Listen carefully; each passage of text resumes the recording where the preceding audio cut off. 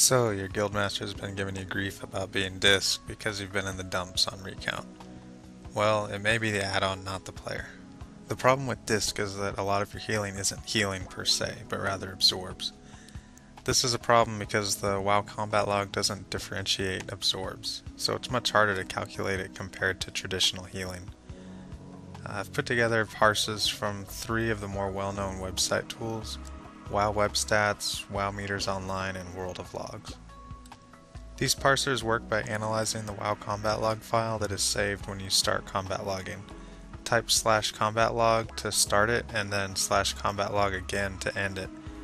It will be saved under the log subfolder of your WoW folder. If you're using Vista, the default location will look something like this. When WoW records an absorb, it does not show the owner. That's what makes it hard to calculate. So some parsers like WoW Web Stats simply ignore Power Word Shield and Divine Aegis, and as a result can put a Disc Priest pretty low on the healing charts. This shows where I place among other healers using the same exact log file uploaded to 3 different parsers. You can see there's quite a substantial difference when using the same data.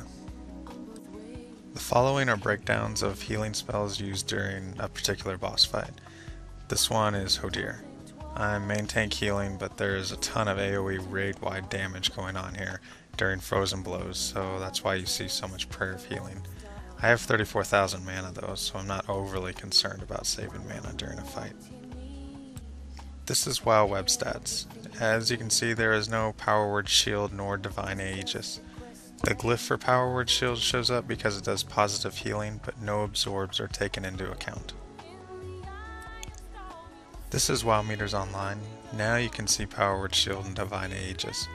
However, WMO shows both to overheal. While the beauty of shields is that they can never over or underheal, they can run out of duration, so that may be why WMO is assigning them overheal to try and make the numbers more realistic. Or they might be how often shields ran out before being used. Divine Aegis in particular because of its much shorter duration. This one is World of Logs. It shows Power Word Shield and Divine Aegis at full strength with 0 overhealing. I can't say if this is including shields that drop off due to duration though. So World of Logs will make you look fantastic, but I don't know if it's 100% honest or fair to the other healers. Here's another comparison showing Thorum. Again, I'm main tank healing with light raid shielding thrown in. And again, you can see disc jumps up quite a bit when taking into account all the mitigation that we provide. The thing to note on this Thorum fight is that the 2 top priests were disc for this fight. I don't know if this causes problems because you've got the potential to have 2 shields on one target. I don't know the algorithm that the parsers use to calculate who owns what. You can see a big jump between us when compared WMO to WOL. So in conclusion, WWS used to be very popular back in Burning Crusade and the beginning of Wrath.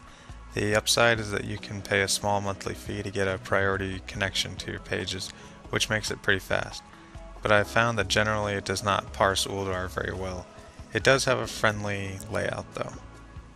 But basically, WWS has taken the back burner. WoW Meters Online is a step in the right direction. It parses newer content correctly and gives Disc Priest a fighting chance in this number-based game. The downside to WMO is that it's ridiculously slow a lot of the time, and you can't get a priority connection. World of Logs looks to be the next king of the hill. It tracks things very well and has some very cool features as far as graphs. It even shows when Bloodlust was used or when people died during the encounter. The bonus is that the connection speed is pretty good.